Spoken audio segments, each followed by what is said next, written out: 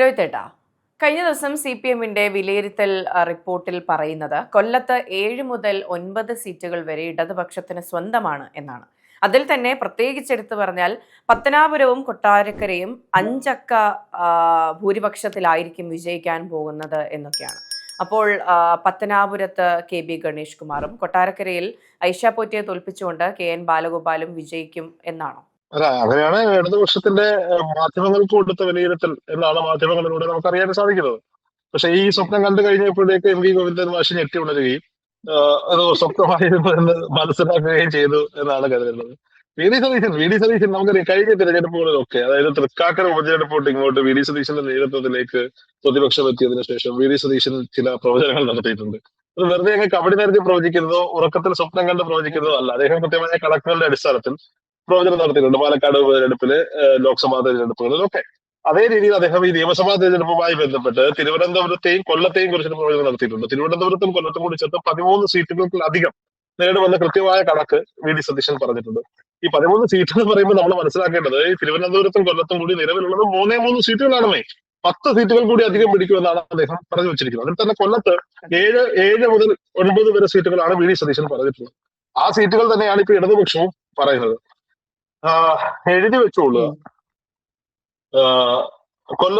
കൊല്ലം പിടിച്ചാൽ കേരളം പിടിക്കാൻ പറ്റും. ഞാൻ എപ്പോഴും പറയുന്ന സാധനം തന്നെ ഞാൻ വീണ്ടും പറയുന്നു. കൊല്ലം എന്ന് പറയുന്ന കേരളത്തിലെ ഏറ്റവും വലിയ ഇടതുപക്ഷ മണ്ണ് UDF-ന് തിരിച്ചു പിടിക്കാൻ സാധിച്ചാൽ കേരളത്തിൽ വലിയ ഭൂരിപക്ഷത്തിൽ UDF സർക്കാർ അധികാരത്തിൽ വരും. 5 വർഷക്കാലം ഒരുത്തന്റെയും ശല്യമില്ലാതെ ഇന്ന് UDF ഇരിക്കുന്നിടത്ത് 50-ൽ താഴെ സീറ്റുകളുമായി ഇടതുപക്ഷത്തിലിരിക്കേണ്ടുന്ന സാഹചര്യത്തിലേക്ക് ഈ തിരഞ്ഞെടുപ്പിനെ കൊണ്ടെത്തിക്കാൻ സാധിക്കുമെന്നുള്ളതാണ്. കൊല്ലത്തിന് വലിയ വേവുണ്ട്, വലിയൊരു തരംഗമുണ്ട്. ഞാൻ വീണ്ടും പറയുന്നു, കൊല്ലത്ത് ഈ പറയപ്പെടുന്ന ബിന്ദു കൃഷ്ണ മത്സരിക്കുന്ന കൊല്ലത്ത് ഇടതുപക്ഷം ഇപ്പോൾ പറയുന്നത് വലിയ പോരാട്ടമായിരുന്നു. നേരിയ ഭൂരിപക്ഷത്തിൽ ജയമോഹൻ സഖാവ് ജയിക്കുമെന്ന് പറയുന്ന കൊല്ലത്ത് നേരിയ ഭൂരിപക്ഷത്തിലല്ല, 5000-ലധികം വോട്ടുകളുടെ ഭൂരിപക്ഷത്തിൽ ഈ പറയപ്പെടുന്ന ബിന്ദു കൃഷ്ണ UDF-ന്റെ സ്ഥാനാർത്ഥിയായി നിൽക്കുന്ന ബിന്ദു കൃഷ്ണ ജയിക്കും. ചവറയിൽ ഷിബു ബേബി ജോൺ പൊരിഞ്ഞ പോരാട്ടമായിരുന്നു. ആ പോരാട്ടത്തിനൊടുവിൽ ഷിബു ബേബി ജോൺ 10,000-ൽ പരം വോട്ടുകളുടെ ഭൂരിപക്ഷം, 10,000-ത്തിനടുത്ത വോട്ടുകളുടെ ഭൂരിപക്ഷത്തിൽ ജയിക്കും. കുന്നത്തൂരിൽ നിസാര വോട്ടുകൾക്ക് കൈവിട്ടു പോയ കുന്നത്തൂരിൽ ഉല്ലാസ് കോവൂർ എന്ന് പറയുന്ന സ്ഥാനാർത്ഥി 15 വർഷക്കാലം ജനങ്ങൾക്കിടയിൽ പ്രതിപക്ഷത്തിരുന്നു കൊണ്ട് ഇറങ്ങി പ്രവർത്തിച്ച ഒരു നേതാവ്, അദ്ദേഹം ഒരു ചെറിയ മാർജിനിൽ ജയിച്ചു വരും. ഈ കാര്യത്തിൽ ആർക്കും സംശയമില്ലല്ലോ. കരുനാഗപ്പള്ളിയിൽ CR മഹേഷിന്റെ ഭൂരിപക്ഷം 30,000 കടക്കും. 30,000-നും 40,000-ത്തിനും ഇടയിൽ ഭൂരിപക്ഷത്തിൽ CR മഹേഷ് കരുനാഗപ്പള്ളിയിൽ ജയിക്കും. ഒരുപക്ഷെ കരുനാഗപ്പള്ളി എന്ന് പറയുന്ന ഇടത് മണ്ണെന്ന് അവകാശപ്പെടുന്ന അവിടെ BJP 2ാം സ്ഥാനത്ത് എത്തിക്കൊണ്ട് ഇടതുപക്ഷം 3ാം സ്ഥാനത്തേക്ക് പോകുന്ന സാഹചര്യം വരെ കരുനാഗപ്പള്ളിയിലാണ് ഇവര് CR മഹേഷിന്റെ ഭൂരിപക്ഷം കുറയ്ക്കുമെന്ന് ഇവർ പറയുന്നത്. കുണ്ട്രയിൽ PC വിശ്വനാഥിന്റെ ഭൂരിപക്ഷം 1,00,000 കടക്കും. എഴുതി വെച്ചോ, ജയിക്കുമെന്നല്ല ഞാൻ പറയുന്നത്, 1,00,000 കടക്കും. ഇരവിപുരത്ത് വിഷ്ണുമോഹനെ ചെറുതായി എഴുതി തള്ളണ്ട. ഇസ്ലാം മത വോട്ടുകൾ ഏകീകരിക്കുമെന്നുള്ളതാണ് CPM-ന്റെ വിശ്വാസം. നൗഷാദിന് വേണ്ടി ഒന്നുമില്ല. വിഷ്ണുമോഹന് വേണ്ടി ദുവാ ചെയ്ത ഒരുപാട് മതേതര മനസ്സുകളുള്ള മണ്ണ ഇരവിപുരത്ത് വിഷ്ണുമോഹൻ അവസാന ലാപ്പിൽ ഓടിക്കയറാൻ സാധിച്ചിട്ടുണ്ടെങ്കിൽ ചെറിയ ഭൂരിപക്ഷത്തിൽ വിഷ്ണുമോഹൻ ഇരവിപുരത്ത് ജയിച്ചു വരാനുള്ള സാധ്യതയുണ്ട്. നിങ്ങളുടെ കോട്ട കൊത്തളങ്ങൾ പൊളിയാനുള്ള സാധ്യതയുണ്ട്. പുനലൂരും ചടയമംഗലത്തിന്റെയും കാര്യത്തിൽ ഞാൻ ഇപ്പോഴും ഒരു ഷുവർട്ടിയും പറയുന്നില്ല. പുനലൂരിൽ ഒട്ടുമേ ഇല്ല. ചടയമംഗലത്തിലും നേരിയ സാധ്യതയൊക്കെ പലരും പറയുന്നുണ്ടെങ്കിലും ഞാൻ അങ്ങോട്ടേക്ക് പോകുന്നില്ല. മറ്റു മണ്ഡലങ്ങൾ മാറ്റി നിർത്തുക. ഇനി ഇവർ പറയുന്ന 10,000 ചടയമംഗലത്തെ സംശയമാണെന്ന് കഴിഞ്ഞ ദിവസം CPM തന്നെ വിലയിരുത്തിയിരുന്നു. ഇല്ല, അത് CPI-യോടുള്ള ചുരുക്കൊണ്ട് പറയുന്നു. ബാക്കി CPM-ന്റെ ഇവിടുത്തെ നേതാക്കന്മാർ മുഴുവൻ തോക്കുകയും CPI-യുടെ നേതാവ് മന്ത്രി മാത്രം ജയിച്ചു വരികയും ചെയ്താലുണ്ടായ നാണക്കേടൊന്ന് ആലോചിച്ച് നോക്കി. KN ബാലഗോപാലും KB ഗണേഷ് കുമാറും അടക്കമുള്ള മന്ത്രിമാർ പരാജയപ്പെടുകയും കൊല്ലത്ത് നിന്നുള്ള ചിറ്റൂരാണ് ജയിച്ചു വരികയും ചെയ്യുമ്പോൾ ഇവന്മാർ എന്തുണ്ടാക്കാനാണ് ഈ 5 വർഷം അവിടെ ഇരുന്നതെന്നുള്ള ചോദ്യം ഇവിടെ വരില്ലേ? അതുകൊണ്ട് അങ്ങനെ പറയുന്നതാണ്. ഇനി 10,000 വോട്ടിൽ പല വോട്ടുകളുടെ ഭൂരിപക്ഷത്തിൽ KB ഗണേഷ് കുമാറും KN ബാലഗോപാലും ജയിക്കുമെന്ന് പറയുമ്പോൾ ഇന്റലിജൻസ് റിപ്പോർട്ടും സർക്കാരിന്റെ വിലയിരുത്തലും എന്താണെന്ന് അറിയുമോ? ഗണേഷ് കുമാർ 900 വോട്ടുകളുടെ ഭൂരിപക്ഷത്തിൽ ജയിക്കുന്ന, കഴിഞ്ഞ തവണ 13,000-ന് ശേഷം 14,000 അടുത്ത വോട്ടുകൾക്ക് ജയിച്ചു വന്ന, അതിനു മുമ്പ് 1,00,000-ൽ പല വോട്ടുകളുടെ ഭൂരിപക്ഷത്തിൽ ജയിച്ചു വന്ന ഇടതുപക്ഷ സ്ഥാനാർത്ഥിക്ക് 1000-ൽ താഴെ ഭൂരിപക്ഷത്തിൽ ജയിച്ചു വരുമെന്ന് റിപ്പോർട്ട് എഴുതേണ്ടി വന്നു. ഇന്റലിജൻസ് റിപ്പോർട്ട് 82 സീറ്റുകൾ നേടി LDF അധികാരത്തിൽ വരുമെന്ന. ഈ ഇന്റലിജൻസിലൊക്കെ ഇരിക്കുന്നവരും പാവപ്പെട്ട മനുഷ്യരല്ലേ. ഇന്റലിജൻസ് റിപ്പോർട്ട് കൈമാറുന്നത് കേരളത്തിന്റെ ആഭ്യന്തരമന്ത്രി മുഖ്യമന്ത്രിക്കല്ലേ. LDF അധികാരത്തിൽ കിട്ടത്തില്ല എന്ന് പറഞ്ഞ റിപ്പോർട്ട് എഴുതി മുഖ്യമന്ത്രിക്ക് കൊണ്ട് കൊടുക്കാനുള്ള ഭയം കൊണ്ടായിരിക്കും ഇവർ 82 എഴുതി കൊടുത്തതെന്നാണ് ഞാൻ മനസ്സിലാക്കുന്നത്. ഇനി മറ്റൊരു കാര്യം പറയട്ടെ, KN ബാലഗോപാല് ഐഷ പോറ്റിയൊക്കെ അവിടെ ഒരു മെജോറിറ്റി ആളുകളിലേക്ക് ഇറങ്ങി ചെല്ലാൻ സാധിച്ചിട്ടുണ്ട് എന്നുള്ളത് നമ്മൾ പലപ്പോഴും ചർച്ച ചെയ്തിട്ടുള്ള വിഷയമാണ്. എൻ എസ് എസിനെ ചെറുതായി കാണാൻ സാധിക്കില്ല. എൻ.എസ്.എസിന്റെ സപ്പോർട്ടോടുകൂടി എൻ.എസ്.എസിന്റെ വോയിസ് ക്ലിപ്പുകൾ, പരസ്യമായ വോയിസ് ക്ലിപ്പ്, രഹസ്യമൊന്നുമല്ല, പരസ്യമായിട്ടാണ് ശ്രീകുമാരൻ നായരുടെ നിർദ്ദേശപ്രകാരം കൊട്ടാരക്കര താലൂക്ക് യൂണിയൻ സെക്രട്ടറി ആയിരിക്കുന്ന അനിൽകുമാർ കരയോഗം ഭാരവാഹികളെയും വനിതാ സമാജത്തിലും വാട്സപ്പ് ഗ്രൂപ്പുകളിൽ കൃത്യമായി പറഞ്ഞു, എൻ.എസ്.എസിന് കെ.എൻ. ബാലഗോപാലിനോട് കമ്മിറ്റ്മെന്റ് ഇല്ല. എൻ.എസ്.എസുമായി ബന്ധപ്പെട്ട് എൻ.എസ്.എസിന് കൊട്ടാരക്കരയിൽ സമദൂരമില്ല. എൻ.എസ്.എസിന് കൊട്ടാരക്കരയിൽ പക്ഷമുണ്ട്. ആ പക്ഷം ഇത്തവണ വലതുപക്ഷമാണ്. ഐഷ പോറ്റിക്കാണ് നിങ്ങൾ വോട്ട് ചെയ്യേണ്ടത് കൃത്യമായി പറഞ്ഞു. R രശ്മിയും K N. ബാലഗോപാലും നായർ സമുദായത്തിൽപ്പെട്ട ആളുകളായിട്ട് പോലും ബ്രാഹ്മണ സമുദായത്തിൽപ്പെട്ട ഐഷ പോറ്റിക്ക് വേണ്ടി വോട്ട് അഭ്യർത്ഥിച്ചത് എൻ.എസ്.എസ് ആണെങ്കിൽ എൻ.എസ്.എസിന് കൃത്യമായ ബോധ്യമുണ്ട് കൊട്ടാരക്കരയിൽ ജയിച്ചു വന്നാൽ കൊട്ടാരക്കരയ്ക്ക് പ്രയോജനം ചെയ്യുക ആരാണ്, എൻ.എസ്.എസിന് മാതൃകയായി മാറാതിരിക്കുക ആരാണ് എന്നുള്ള കൃത്യമായ ബോധ്യത്തിന്റെ അടിസ്ഥാനത്തിലാണ് എൻ.എസ്.എസ് അങ്ങനെ ഒരു നിലപാടെടുത്തത്. കാരണം ഈ സുകുമാരൻ നായരുടെ പെരുന്നയിലെ കമ്മിറ്റിയിൽ ഏറ്റവും മുകളിലത്തെ കമ്മിറ്റിയിലെ അംഗമായിരുന്നു ഈ പറയപ്പെടുന്ന കെ.എൻ. ബാലഗോപാലിന്റെ സഹോദരൻ കലഞ്ഞൂർ മധു. ആ കലഞ്ഞൂർ മധുവിനെ മാറ്റിക്കൊണ്ടാണ് കെ.വി. ഗണേഷ് കുമാറിനെ അവിടെ പ്രതിഷ്ഠിച്ചിട്ടുള്ളത്. നമ്മൾ മനസ്സിലാക്കേണ്ട ഒരു സാഹചര്യമാണ്. എൻ.എസ്.എസിനെ പിണക്കിക്കൊണ്ട് പത്തനാപുരത്തും കൊട്ടാരക്കരയിലും ജയിച്ചു കയറാമെന്ന് ഏതെങ്കിലും സഖാക്കന്മാർ ഇപ്പോഴും എന്താ ഇവർ എൻ.എസ്.എസിനെ വിമർശിക്കാത്ത? എൻ.എസ്.എസിന്റെ ആ ഓഡിയോ ക്ലിപ്പ് പുറത്തു വന്നിട്ട് CPM-ന്റെ ഏതെങ്കിലും ഒരു ഘടകം എൻ.എസ്.എസിനെയോ സുകുമാരൻ നായർ എന്തിനു പോയിട്ട് ഈ താലൂക്ക് യൂണിയൻ പ്രസിഡന്റിനെയോ താലൂക്ക് യൂണിയൻ സെക്രട്ടറിയോ ഒന്ന് വിമർശിക്കാൻ തയ്യാറായിട്ടില്ലല്ലോ, പേര് പറയാൻ തയ്യാറായിട്ടില്ലല്ലോ. കാരണം ഭയക്കണം, ഈ പത്തനാപുരത്തും കൊട്ടാരക്കരയിലും ഒക്കെ എൻ.എസ്.എസിനെ എത്രത്തോളം വലിയ ഭയന്നേ പറ്റൂ, അവരുടെ സംഘടനാ സംവിധാനത്തെ ഭയന്നേ പറ്റൂ.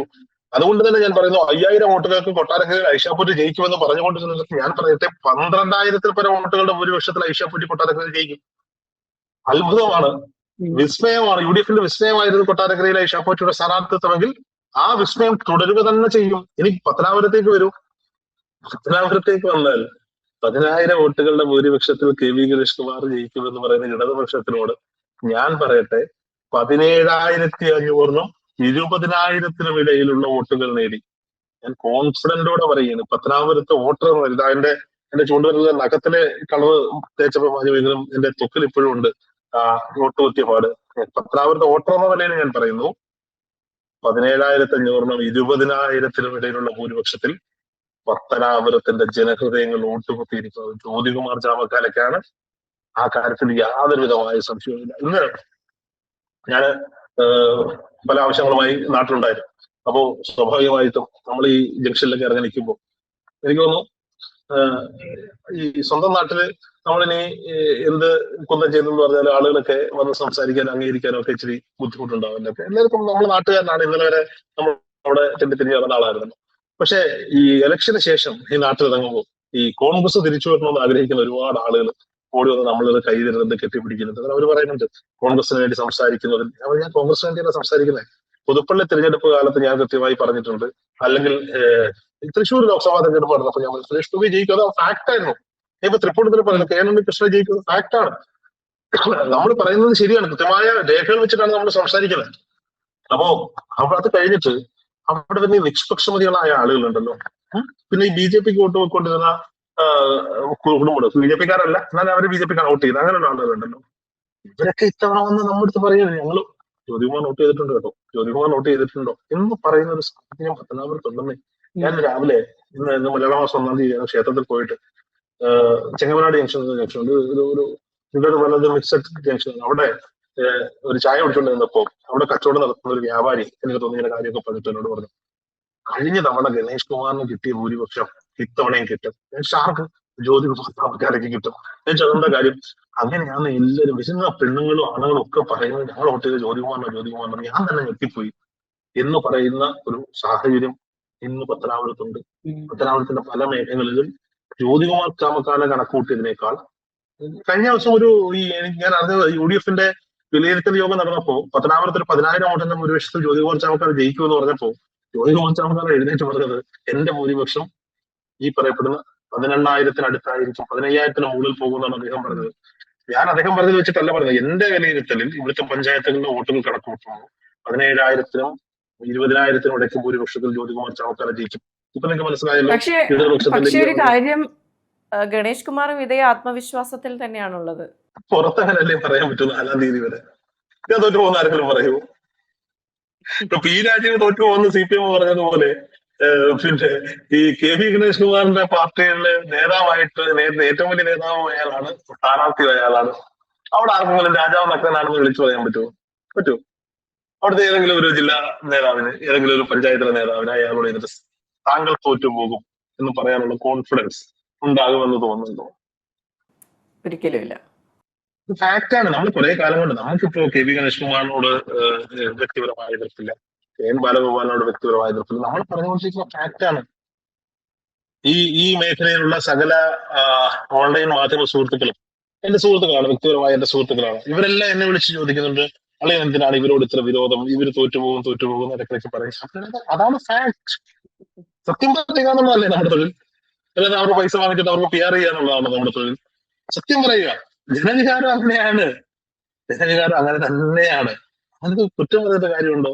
കെ രാധാകൃഷ്ണൻ ആലത്തൂര് ജയിക്കും, അത് സത്യമായിരുന്നു. അതിനെന്തിനും പറയാനുണ്ടോ? പിണറായി വിജയൻ, ഞാൻ കൃത്യമായി പറയുന്നു, പിണറായി വിജയൻ പരാജയപ്പെടുമെന്ന് പറയാൻ നമ്മളെന്തോ മണ്ടന്മാരാണ്? പിണറായി വിജയൻ പരാജയപ്പെടുമെന്ന് പറയാൻ നമ്മളെന്തോ മണ്ടന്മാരാണ്? അല്ല, അവിടെ പക്ഷെ ശക്തമായ ഒരു പോരാട്ടം ഉണ്ടായിരുന്നു. എങ്കിലും പിണറായി വിജയൻ മാത്രമേ ജയിക്കുള്ളൂ. ഇതുപോലെയല്ലേ പല മണ്ഡലങ്ങളിലും സംഭവിക്കുന്നത്. അങ്ങനെയാണ്. ഇടത് കോട്ടകളിൽ വിള്ളൽ ഉണ്ടാക്കാൻ സാധിക്കാൻ കഴിയാത്ത കോട്ടകൾ ഇന്നുമുണ്ട്. ഞാൻ എന്തുകൊണ്ടാണ് പറയുന്നത് പുനലൂര് ഇടതുപക്ഷെ ജയിക്കൂ എന്ന് പറയുന്നത് എന്തുകൊണ്ട്? അതാണ് സത്യമാണത്.